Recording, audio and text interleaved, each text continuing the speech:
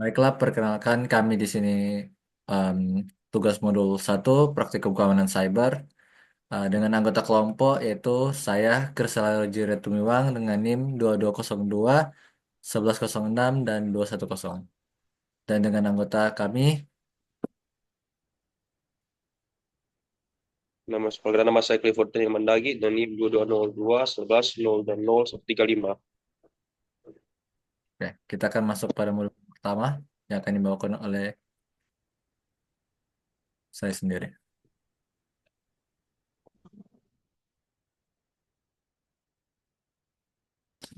Di sini kita disuruh untuk prepare host komputer kita dengan mendownload virtual machine terlebih dahulu. Di sini kami disuruh pada modul yang pertama kita disuruh untuk mendownload VirtualBox. Tapi yang seperti yang sudah dilihat, saya sudah mendownload VirtualBox dan telah selesai menginstalnya. Dan selanjutnya kita lanjut par- pada step kedua. Pada step kedua kita disuruh untuk melakukan CyberOps. Di sini kita disuruh untuk mengimport file virtual file CyberOps yang telah di-download ke dalam VirtualBox.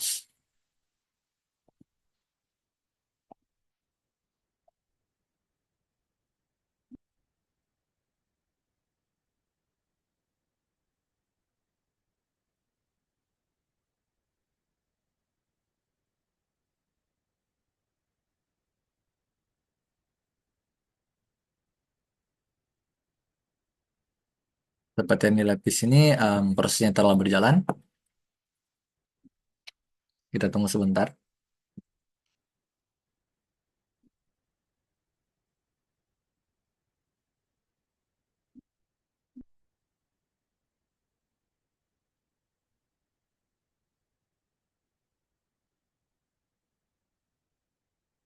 Nah, setelah selesai diinstal, kita disuruh untuk membuka CyberOps.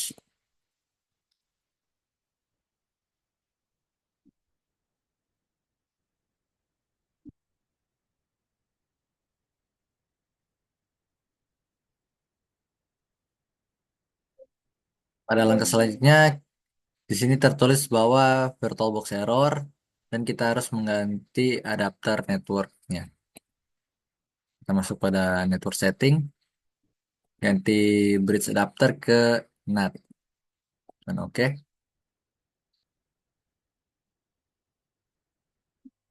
di sini CyberOps mulai berjalan.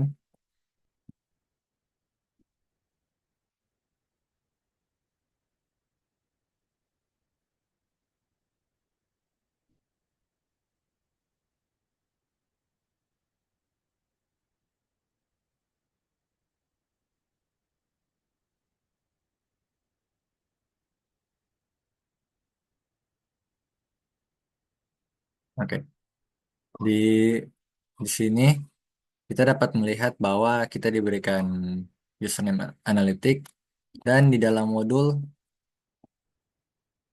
kita diberikan passwordnya yaitu CyberOps.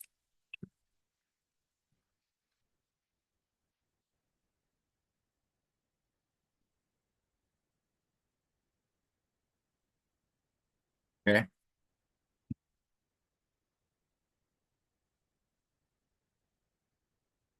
kita lanjut saja pada step yang ketiga. Di sini kita disuruh untuk memperlihatkan eh, apa saja yang ada di dalam CyberOps ini, yaitu kita disuruh pertama untuk menunjukkan desktopnya, baru yang kedua kita disuruh untuk menunjukkan terminal application,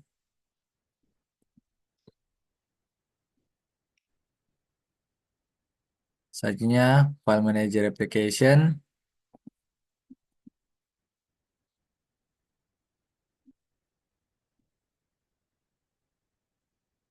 ini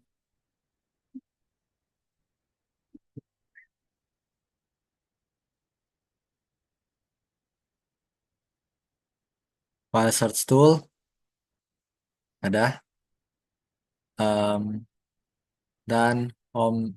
Di sini kita disuruh buka di sini current use home directory all course relate application allocate under application menu CyberOps. List to the CyberOps menu, list to the application in the CyberOps menu, dan ke B, open the terminal. Oh, di sini kita disuruh untuk melist aplikasi yang pada menu CyberOps. Di sini ada Eagle, Site, dan Wireshark.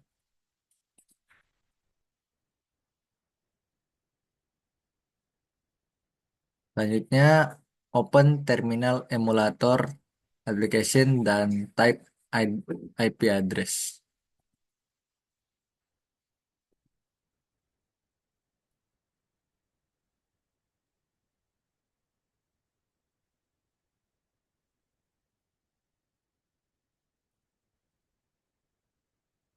Bisa dilihat di sini bahwa IP address adalah 10.0.2.15 atau 10.0.2.255.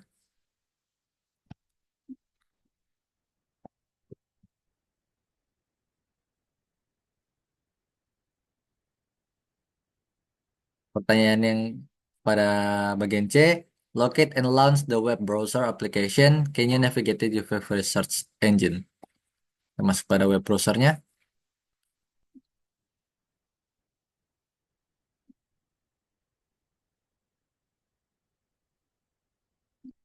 dan ya ada Google di sini search engine favorit.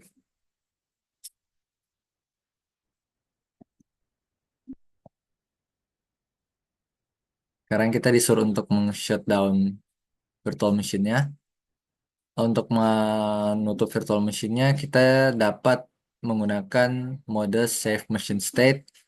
Dan ketika kita menutup virtual machine-nya, kita dapat membuka kembali dengan lanjutan yang telah kita buat atau progres ke dalam CyberOps.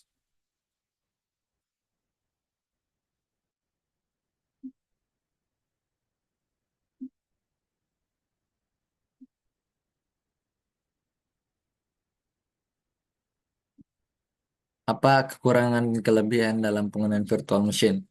Em, yang pertamanya adalah kelebihan di mana kita dapat em, mendapatkan keamanan yang lebih pasti, di mana ketika kita menggunakan em, untuk membuat suatu proyek yang besar dan jika virtual jika OS kita terkena virus, maka kita hanya perlu men-shutdown em, virtual machine kita tanpa harus mendapatkan kerusakan dalam hardware dan software di dalam komputer. Dan kelebihan lainnya adalah fleksibilitas di mana user Windows dan Linux dapat saling em, menggunakan OS-nya. Misalnya user Windows dapat menggunakan Linux di dalam virtual machine dan sebaliknya user Linux dapat menggunakan Windows di dalam virtual machine.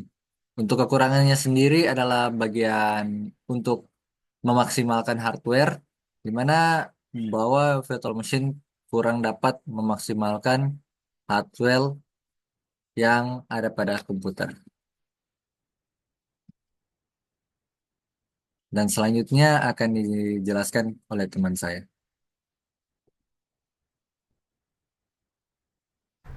Ya, baik. Kita lanjut pada studi kasus cybersecurity. Langsung saja pada studi kasus static virus.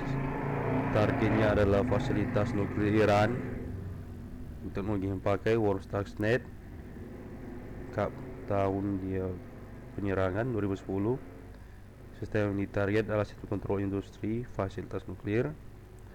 Motivasi yaitu mengganggu program nuklir Iran. Apa hasil dari serangan itu? Yaitu kerusakan fisik pada centrifuge nuklir. Kita lanjut pada learning of details of attacks. Jadi kita langsung saja di sini kita akan mencari tahu apa itu kelemahan pada IoT. Di sini untuk kelemahan IoT itu beragam-ragam seperti kalau pada perangkat kamera, router dan DVR. Dan juga untuk banyak perangkat IoT juga menggunakan username dan password secara default yang sering tidak oleh pengguna. Makanya itu banyak sekarang dieksploitasi. Kedua itu siapa yang akan eksploitasi tersebut, Itu ada cyber criminals, aktivis, dan juga aktor yang dukung negara. Berikut adalah kenapa kelemahan itu ada. Yang pertama itu praktik keamanan buruk 5%, kurangnya kesadaran pengguna, perangkat yang sudah istilahnya usang, dan juga sumber daya terbatas. Jadi apa yang bisa dilakukan untuk mengatasi kelemahan tersebut? Yang pertama itu menerapkan untuk pertama kebijakan pasaran kuat, pembaruan firmware secara berkala, segmentasi jaringan, edukasi untuk pengguna, menerapkan standar keamanan, dan pemantauan dan deteksi anomali. Terus kita lanjut untuk visualisasi role sebagai black hat. Di sini kita akan melihat 3 kasus nanti. Yang pertama itu siapa penyerang, yaitu seorang hacker individu. Organisasi yang terikat tidak ada. Motif seringkali itu mencari keuntungan finansial. Metode penyerang yaitu phishing dan malware. Target dan kelemahan yang dipakai ke bisnis yaitu sistem pembayaran online dan kerentanan skill injection. Bagaimana penyaring bisa dicegah, itu memproyeksi sistem dan mengetahui karyawan tentang phishing.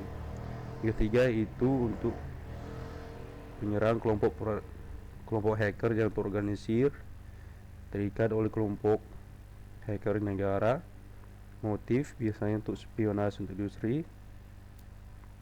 Metode advanced persistent threat, target dan kelemahan pada bisnis yaitu jaringan perusahaan dan kerentanan zero day. Pencegahan itu menggunakan sistem industri dan pemrograman keamanan. Yang ketiga itu insider atau karyawan dalam perusahaan. Organisasi terikat itu perusahaan yang dia kerja. Motif bisa antar balas dendam dan keuntungan pribadi. Metode itu penyalahgunaan akses di dalam. Lalu target itu database perusahaan dan akses yang tidak diawasi. Pencegahan adalah menerapkan kontrol akses dengan ketat dan memantau aktivitas eksternal. Dan terakhir kita mungkin di sini sebagai role untuk sebagai defender. Di sini pertanyaan itu menanyakan soal sertifikat untuk cyber security sini CISSP, CEH dan CompTIA Security Plus. Dari ketiga sertifikat ini, untuk Certified Information System Security Professional, tingkatannya lanjutan fokus pada keamanan informasi dan keamanan sistem secara umum. Persyaratannya bisa lihat di sini. Dan topik juga keamanan manajemen risiko, arsitektur desain keamanan komunikasi jaringan dan lain-lain. Lalu untuk sertifikat ethical hacker, tingkatannya itu menengah kelanjutan, fokusnya pada ethical hacking, pentest, dan teknik hacking. Sini lihat persyaratannya, topik ya berbasic pengenalan ethical hacking, footprinting, scanning jaringan dan lain-lain.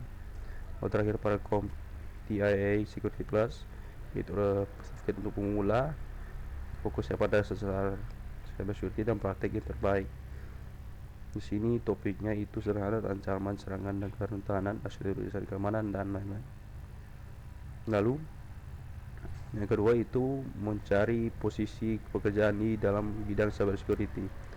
Jadi saya lihat dari riset dari web indeed.com, kalau kita cari job listing cyber security pada 2 minggu terakhir ada sekitar 500 plus lowongan baru. Lalu untuk gaji di kisaran 70-120 dolar untuk entry level, lalu 150 dolar untuk mid level, dan 120 dan 200 untuk senior chief information security officer. Lalu untuk kualifikasi yang kebanyakan adalah gelar sarjana di bidang IT, pengalaman kerja di bidang cyber, pengetahuan tentang firewall, IDS enkripsi dan manajemen risiko, kemampuan analisis sistem pencernaan kuat, serta sertifikasi seperti yang sertifikasi di atas tadi. Lalu sertifikasi apa yang diperlukan untuk karyawan, ya seperti lihat sini. Lalu apakah ini cocok dengan sertifikatnya di step A? Ya, bisa dilihat sesuai dengan di sebelumnya. Lalu di sini terakhir untuk verifikasi apa saja tempat untuk kita mencoba tes hacking skills kita. Sini ada juga untuk Google Theory. Sini ada over the wire, safety time. Ya, sekian